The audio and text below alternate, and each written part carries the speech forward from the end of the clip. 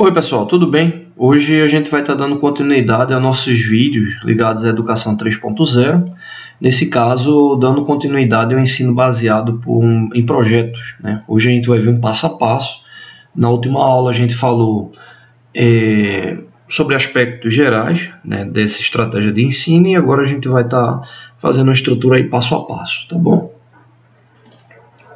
Primeiro ponto que você deve ficar atento com essa estratégia de ensino, né, que é trabalhar por projetos, é ter a definição de qual projeto você vai estar atuando, né? Então, um exemplo, vamos supor aqui que seja uma aula de física e você queira trabalhar com os estudantes de circuitos elétricos. Então, eles vão fazer a montagem de um protótipo, o qual eles vão fazer uma comparação de uma ligação em série, né, de uma lâmpada de baixa voltagem, utilizando o circuito montado com pilhas, e fazendo um comparativo de uma ligação em série por uma ligação em paralelo, né, realizar a medição da corrente, voltagem, enfim, do circuito e apresentar os resultados.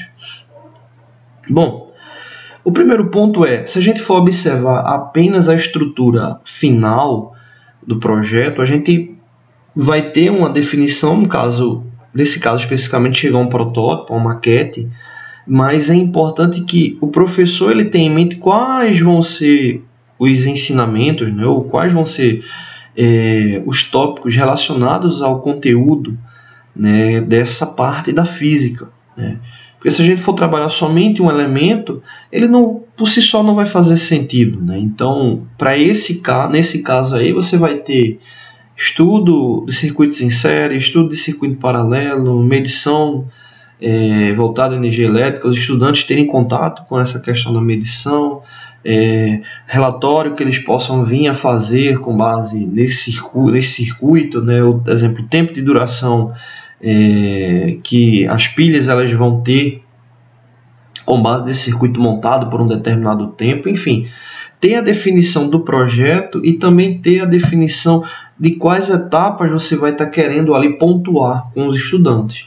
Porque se a gente passar a ideia para o estudante ele pode vir a montar um contexto, mas não ter a relevância do passo a passo para chegar a esse objeto final. Então é importante que o professor tenha essa definição do projeto e de seus tópicos, né, que são justamente esses pontos principais. Por quê? Essa definição dos pontos principais é que vai dar corpo a toda a estrutura do trabalho por projetos, né? Como eu disse, é um trabalho que vai ter um tempo considerável, e justamente quando o professor ele tiver bem definido qual é o projeto, quais são os tópicos principais, apresentar essa informação para os estudantes, né?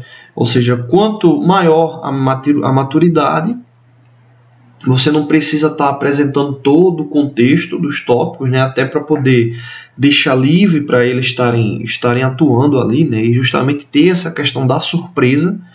Isso aí é um diferencial nessa metodologia de ensino, mas assim, para estudantes que não têm um nível de maturidade tão elevado, é importante estar apresentando esses tópicos até para poder fazer com que eles tenham o entendimento base daquilo ali que vai ser percorrido durante esse ciclo, né? Então, essa definição do contexto como um todo é importantíssimo, né? A quarta etapa é justamente apresentar o cronograma do projeto. Essa daí eu considero como uma etapa, por mais que seja a burocrática do processo, né, apresentar o cronograma, mas ela é fundamental para a sustentabilidade desse processo por parte do professor, né? Quando você não apresenta o cronograma ali bem delimitado, né, com atividades ali bem montadas, você pode chegar a um ponto que o projeto ele se tornou insustentável, né? Trabalhar por projeto se tornou insustentável, né? Até ponto de ter turmas ou grupos ou estudantes individualmente bem avançados, né, com aquela execução do projeto, e grupos ou estudantes bem atrás, né? Então no final você vai ter uma situação desbalanceada e não é interessante. Então é importante que tenha essa relação do cronograma. Obviamente, no final do processo, você vai ter projetos que vão estar com nível elevado, ou outros nem tanto, mas é importante que o cronograma, né, ou seja, que eles venham a percorrer cada passo a passo ali do cronograma. Então isso é importantíssimo. Bom, a quinta etapa é justamente essa questão da definição de grupos, ou se vai ser projetos individuais. Então, mas que fique bem definido, né, e que você venha incentivar que eles, enquanto grupo, né, principalmente, venha fazer a divisão das atividades, né, de uma forma equilibrada, né.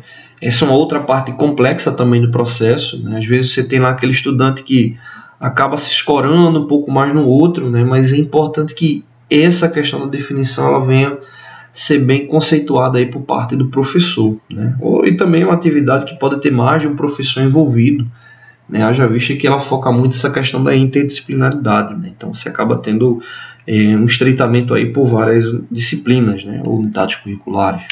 Bom, com as apresentações, né, e dando início, né, às etapas de execução do projeto, é importante que o professor ele monitore, já que ele tem a visão espacial como um todo do processo, que ele venha entender quais são aqueles grupos que estão mais avançados, quais são aquelas etapas que algum grupo ficou ali mais travado, que ele venha dar possibilidades, né, ou estratégias que venham a fazer com que o grupo ele venha a deslocar. A gente tem que entender que é um projeto educacional, né, é interessante que tenha essa análise por parte do professor para não ficar uma coisa venha causar muita pressão e os grupos eles vão ficar desmotivados com a execução do projeto, né? Então é sempre importante o professor estar analisando essa questão, né, da tangibilidade do projeto, ou seja, algo tangível que de fato possa ser executado e que ele venha monitorar aí, enquanto processo educacional.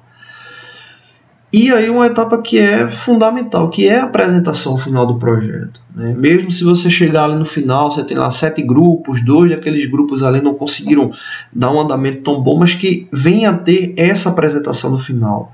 Ou a apresentação do protótipo, ou a apresentação de relatório, ou uma apresentação tipo seminário, enfim, seja qual foi a definição que você causou para esse projeto, que eles venham ali apresentar ali, mostrar suas variações, e aí é onde está o diferencial, que é onde você vai ter a diferença por grupo, né, de como cada um se saiu, seja um único projeto ou projetos diferentes aí para a turma, tá bom? Então essa apresentação final ela é fundamental, né, e se possível apresentar para outras pessoas aí da comunidade escolar é importantíssimo, para poder dar mais sustentabilidade a esse tipo de atividade, que muitas vezes não é bem vista, né, pela parte gerencial da escola, né, mas é algo que dá um enriquecimento para o estudante muito, muito considerável, tá bom? Não deixe de se inscrever no canal, toda semana tem vídeos novos. Valeu!